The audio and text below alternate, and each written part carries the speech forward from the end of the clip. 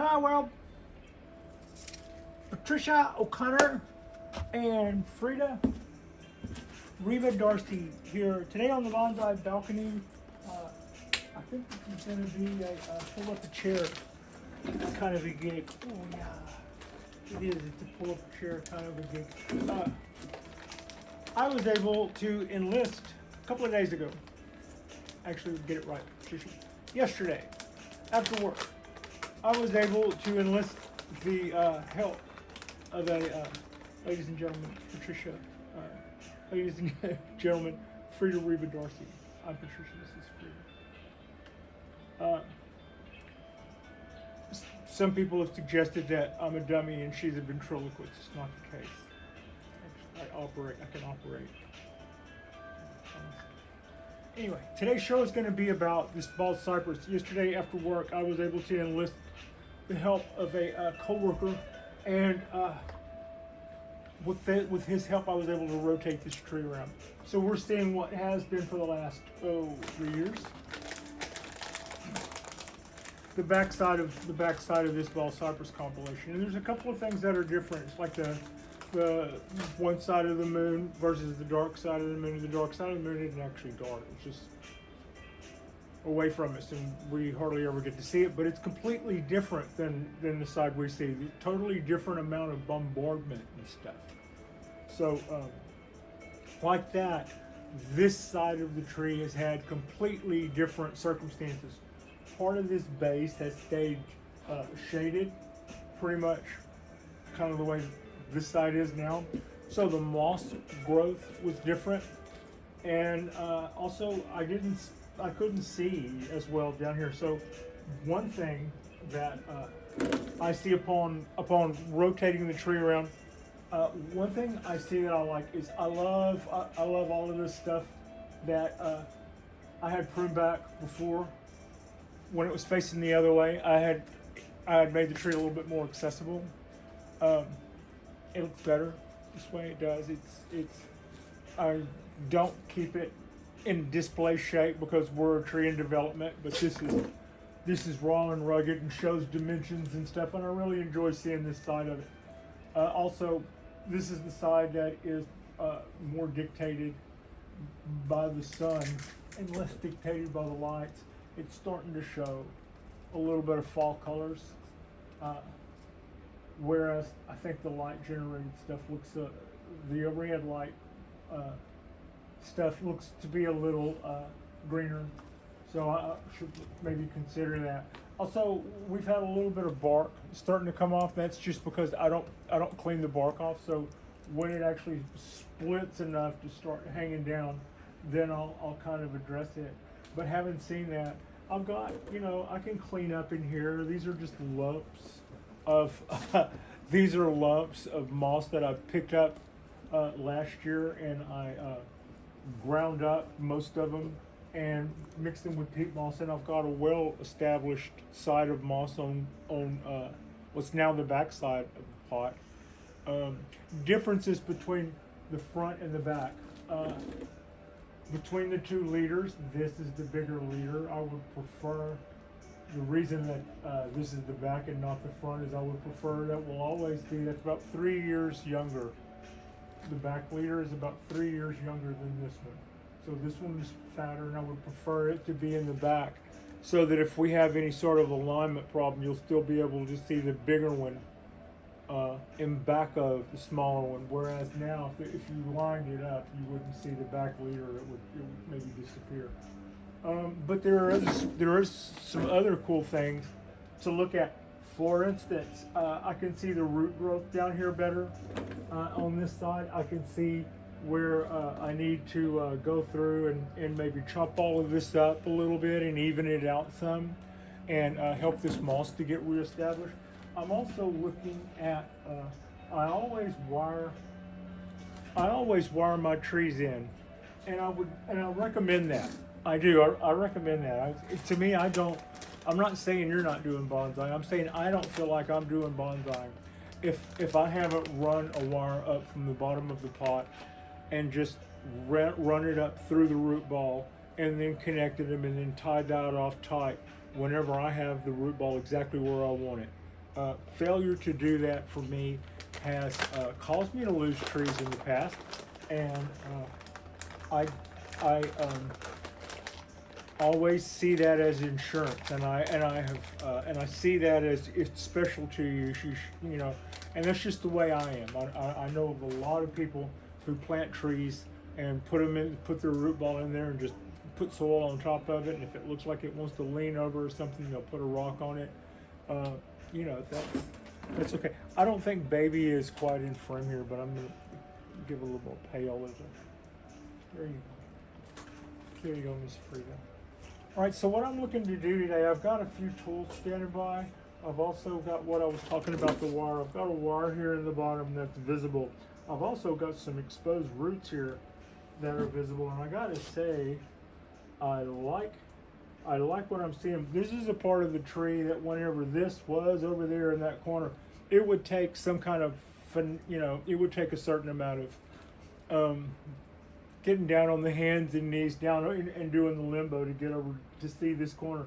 But having said that, if I'd have known I had all of this to look at, I'd have probably been over here sooner. I remember when I whenever I potted the two outside trees, we can see the root plane on this one. The buttresses on these trees, on this tree, clearly shows us what the potting angle was from the very beginning. But the two outside trees were in 1 gallon pots. Their roots had already been trained for bonsai. What we did by putting in this large container sort of undid that a little, but hey, we also had these huge chops, and this leader at the time was no bigger than this branch. So this had to turn into this, and having small contained bonsai pot sized roots wasn't really going to help us to achieve that. So the idea was, having said that, this tree is planted on a large square slab, and I pruned it back and got it down to where it took up its share. But these two in the gallon root ball shape, and I didn't want to just massively cut the roots. I planted them underneath the square. So these guys are actually, to memory, a little farther down. I believe probably more that one than this one.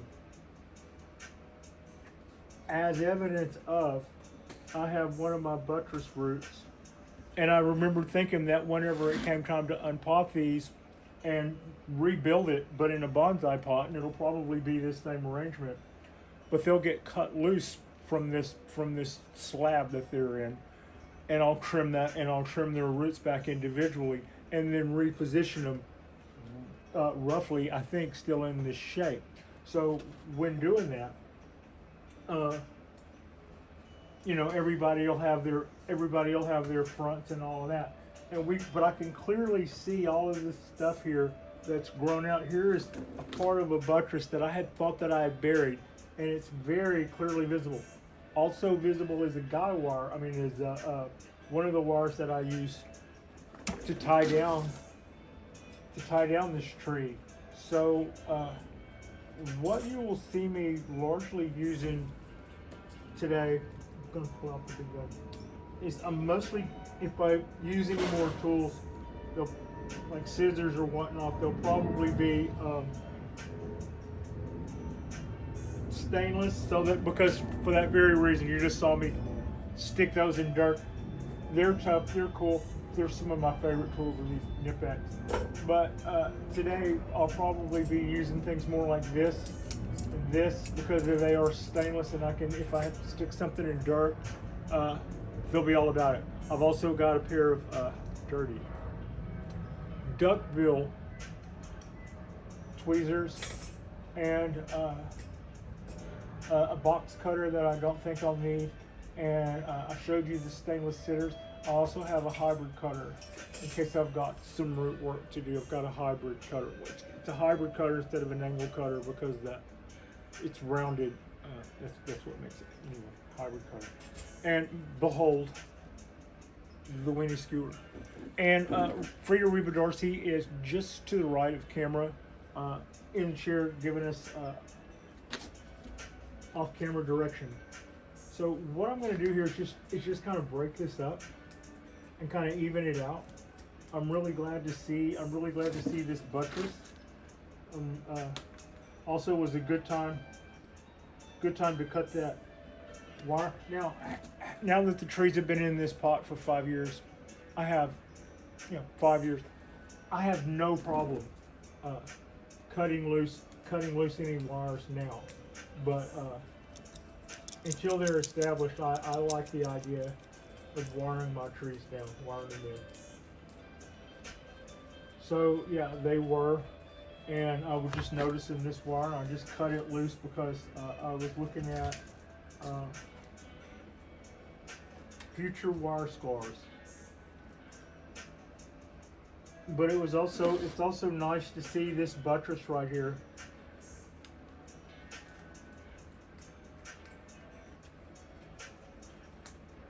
And I have decisions to make.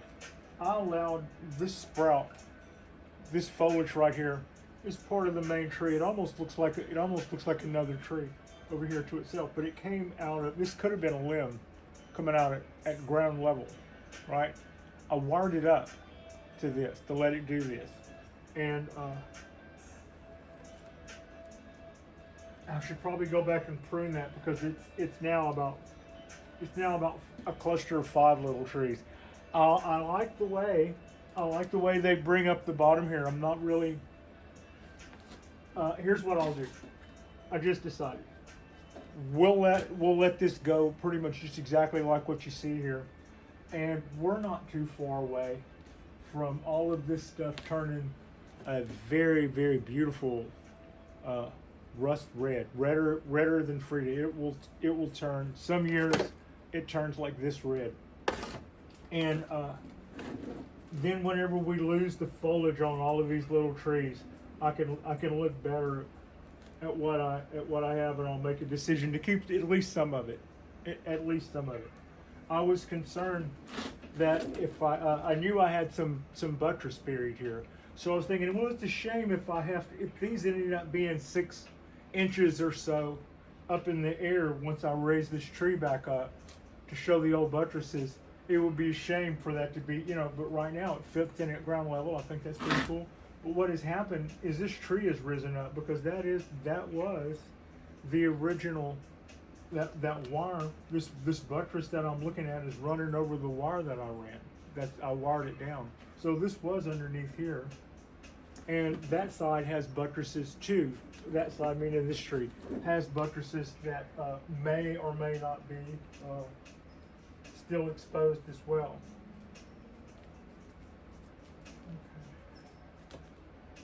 So this is a good opportunity to get in here and clean up.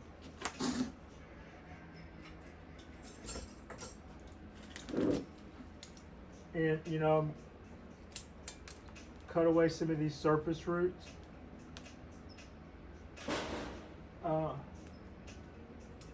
Surface roots, the advantage to cutting away the surface roots is it keeps everything up here on the top looking neat and cool. And the disadvantages could possibly be if I wanted to encourage cypress knees, and I don't. I like woody exposed roots on my pine trees, and some of my I like woody exposed roots. I'll just leave it at that. But at the same time, if I'm looking at some kind of thick surface root here, whereas this is an opportunity to cut that away, I'm going to take that opportunity to cut that away, and I'm not really concerned with whether or not I'm missing an opportunity for any of this to decide to become a cypress knee. Not that interested in the production of those. I have heard that they need to be submerged in water to make a certain amount of time to make cypress knees. I have seen people like Bald Cypress grower debonair John Jean Angel did a test a few years back with some Bald Cypress that were in planters that were in water, had water features, and I don't think they got cypress knees growth necessarily because of that. I've also heard that somebody told me once that you wouldn't get cypress knees out of a tree in a planter. I have seen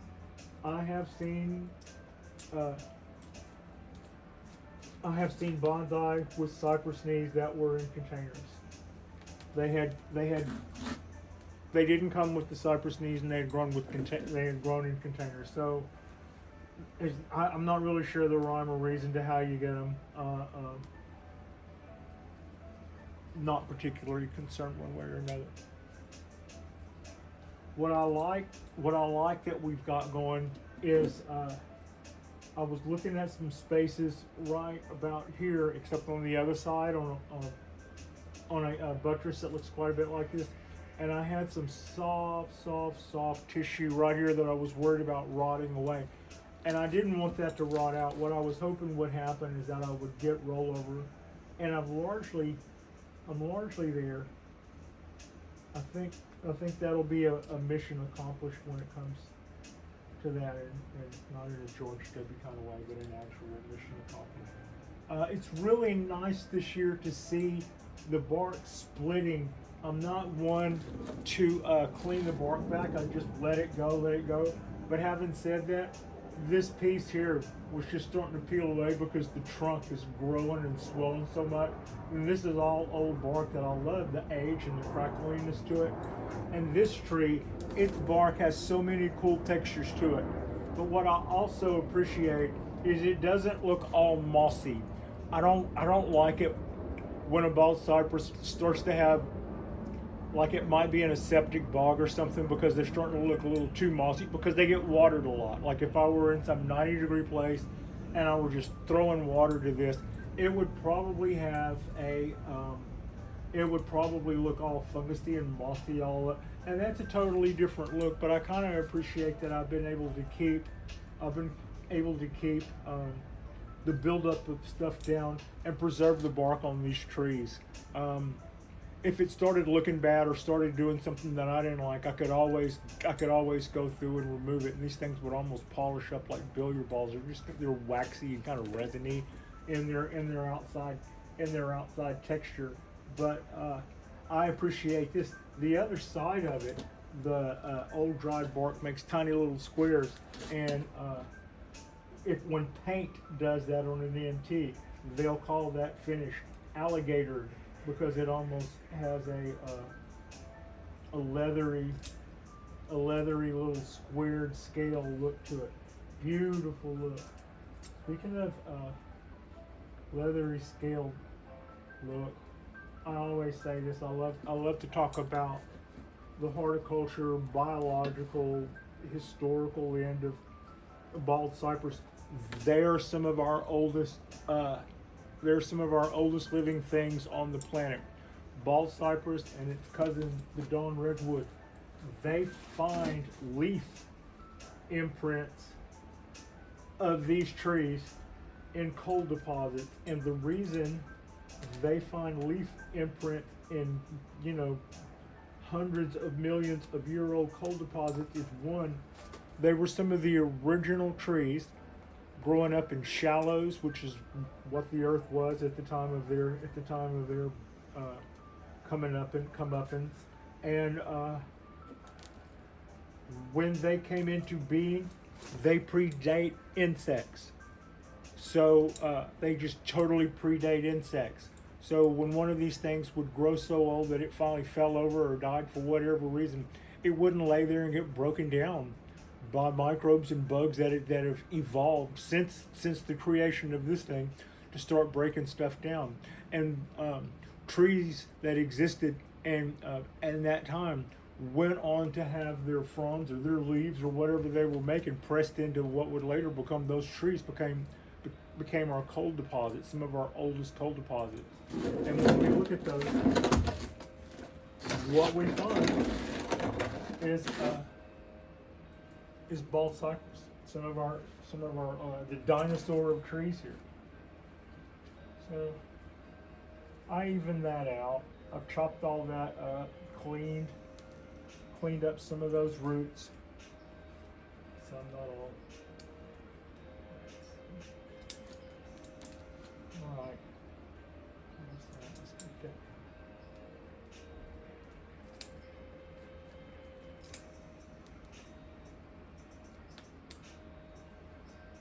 It is it already rained once today, so my watering duties have been kind of light, kind of neat. See, that looked kind of chunky and messed up and cavernous, kind of like this side still looks.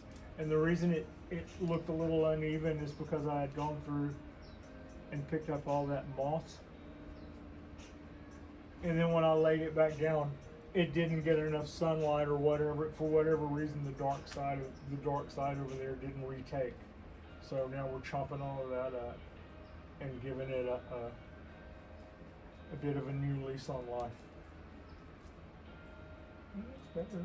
I would say that looks better. Okay, lights out.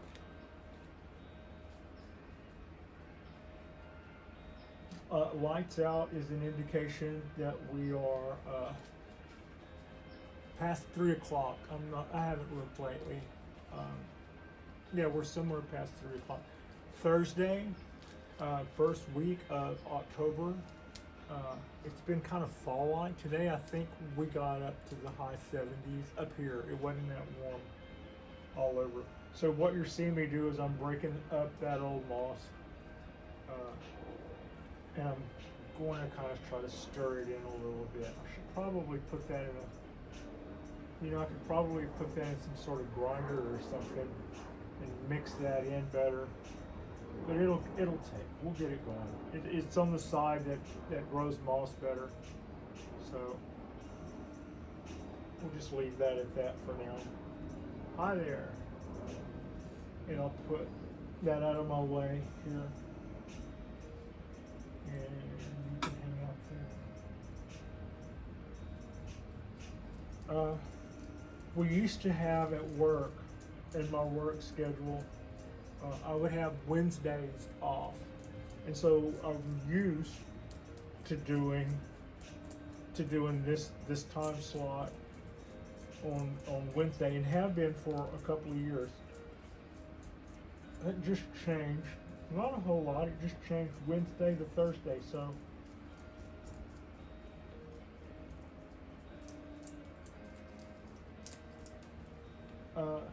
the schedule for me, it means that I work one extra day before I get it out.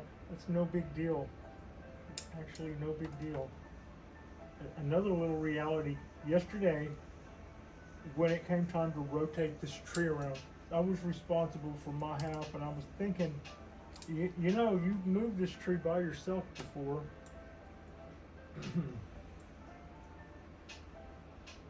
But not in years. And at some point, these things will get too big for you. And I even told the person that was helping me, really big help. I so appreciate that. I said, if you look at that, or you lift on it and you think no, then say no. That's definitely an answer. This is not worth, this is not worth a backache. So I held back the watering a little bit yesterday, knowing that it wasn't really a big deal. It was raining here. This doesn't necessarily get watered when it rains, but when the humidity is that high, it doesn't give up the water either. So as soon as I'm done digging in it here, we'll be ready for another water. But I think this is easier for me to do with a little bit of the top substrate dried out a little like it is now. But it was easier for me to move yesterday when I'd only lightly watered it.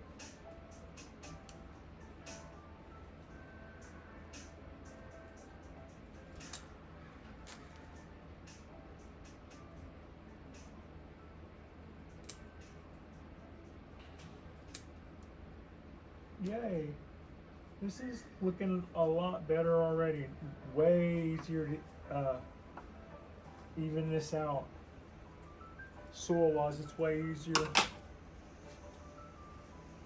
for me now to even all this out.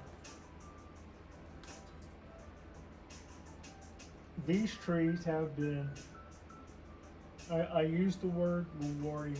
They have been, they've been very, very rewarding to grow. That stays. This is the chop on the end, and I don't want a lot. There's a little, yeah, that soft wood. We are just gonna let that kind of go. This is what's causing the wraparound, and we want that. I don't, like I said, if I see some of these that have some rot out here on their flares, and you know that if before we pull up to port with the finished tree, or at some point after that happens to these, it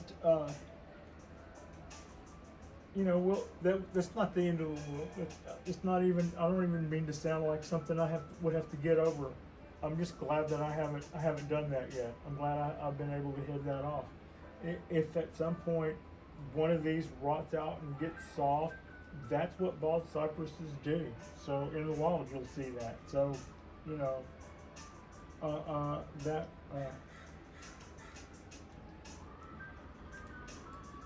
doesn't kill me.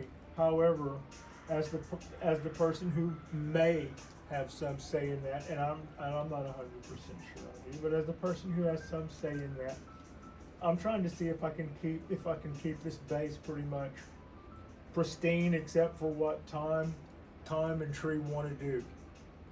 So yeah, if it starts looking too bleached and like it's starting to wear down and stuff, then maybe that's time for the gardener to do something. Otherwise, we'll let it be. Let it be.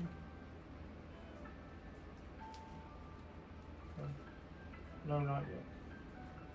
This is evening out pretty well. We're also able, I think I might be able to expose a little bit more of the Nabari when all's said and done.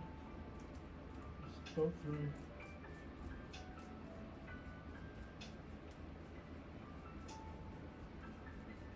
I think this is a pretty side to the tree as well.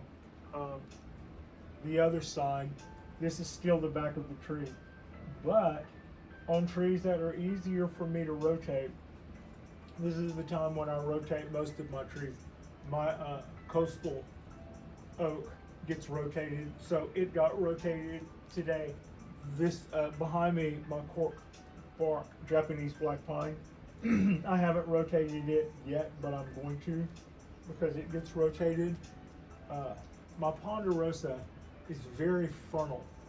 It has one side that needs that kind of all the branches are facing one direction, so it gets that stance, which incidentally on that tree means, where are you going? On that tree it means that it always has its back to us. My ponderosa there in the corner, which I'm so thrilled with, when turned correctly, the front of it exposes a base that's this wide.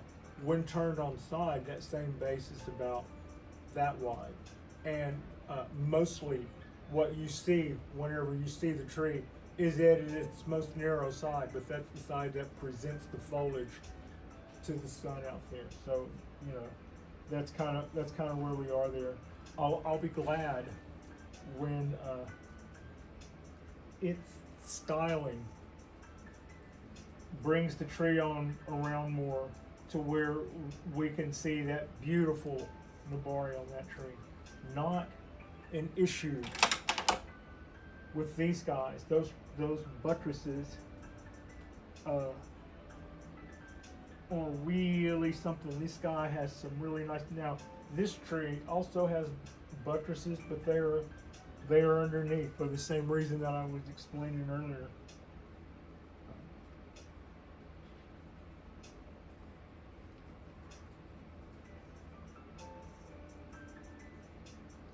Just going to even this out some. Pull out all the stuff I've already cut. This is pretty rewarding work.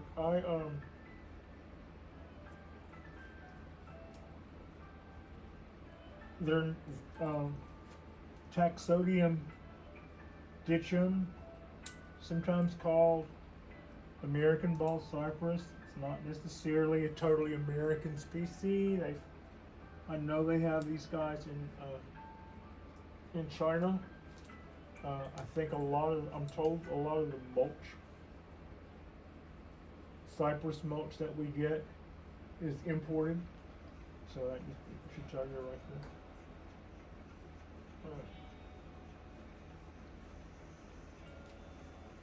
Also, bald cypress, also sometimes called a swamp cypress. There are some other varieties of this that have a little variation. There's a smaller variety that has foliage that looks a little more juniper-like, but it still, it still has buttresses and it still has bark like this, and it's smaller. I've heard it go by 2 different names. I don't know the genesis name. I've heard it called a pygmy cypress. I've also heard it called a pond cypress. Its foliage is slightly different. It's usually smaller. It usually grows in the same locations that you would find these. There's also something that grows along the Rio Grande in Texas that's endangered because it doesn't have that many places left where it exists, and people are changing the water routes and leaving these old growth groves high and dry. So I wouldn't have known about them until I saw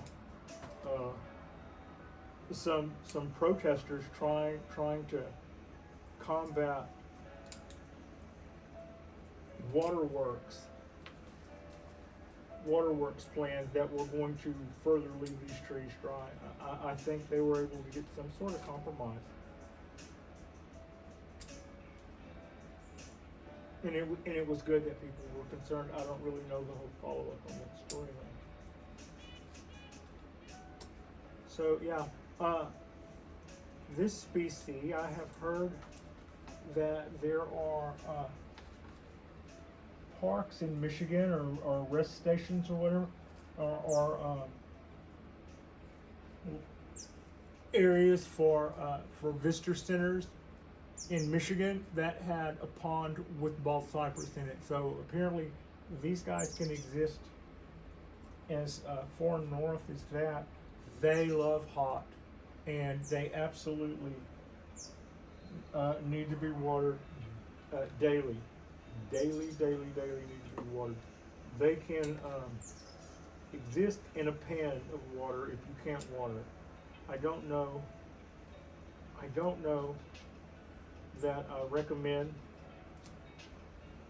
leaving your trees in a pot of water, even if you see them do that in the wild, because I don't know, I'm not 100% sure what those roots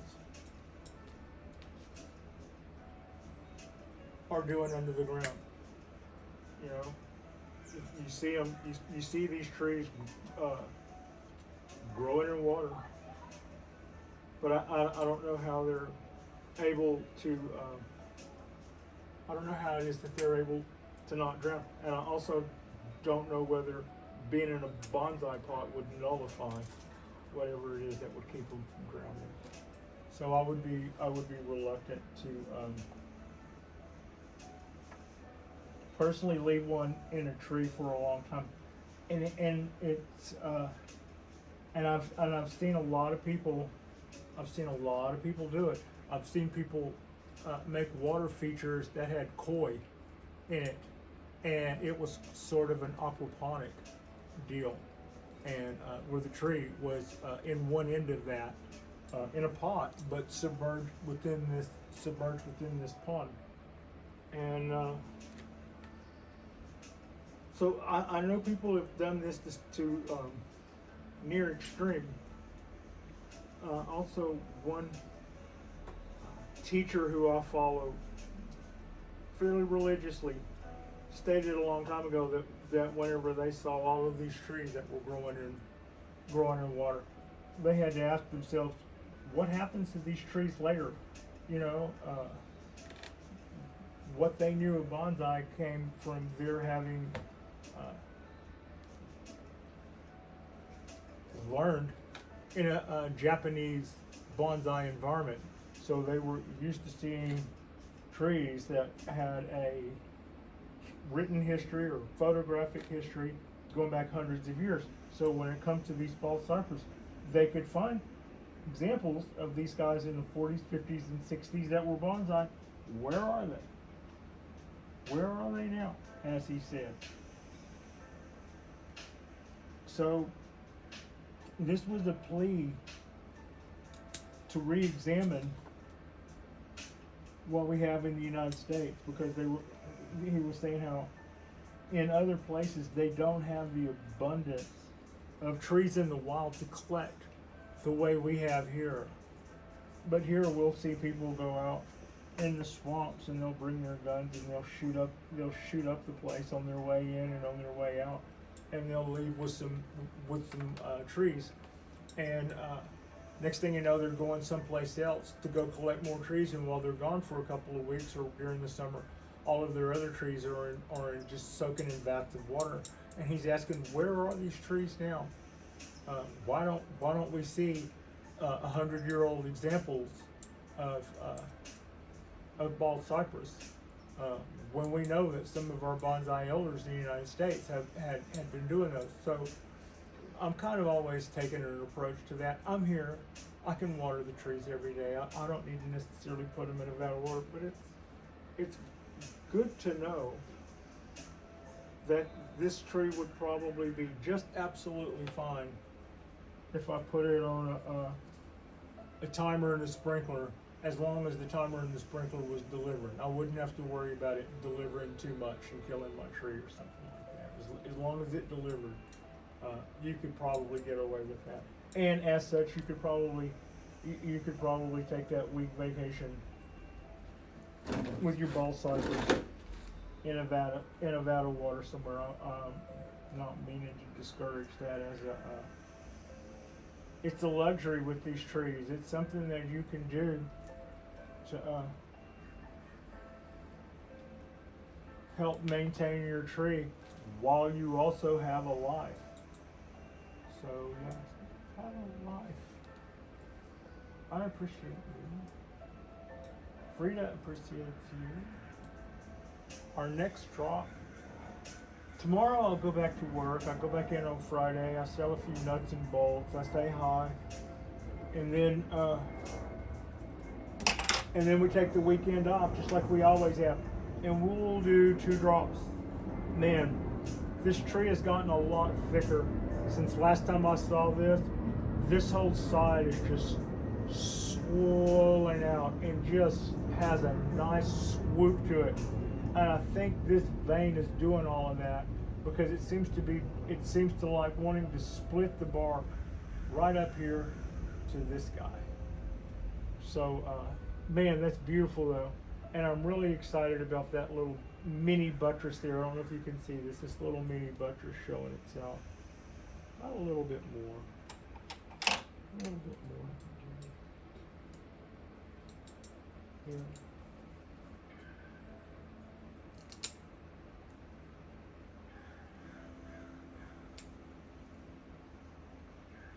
And I'm also glad that I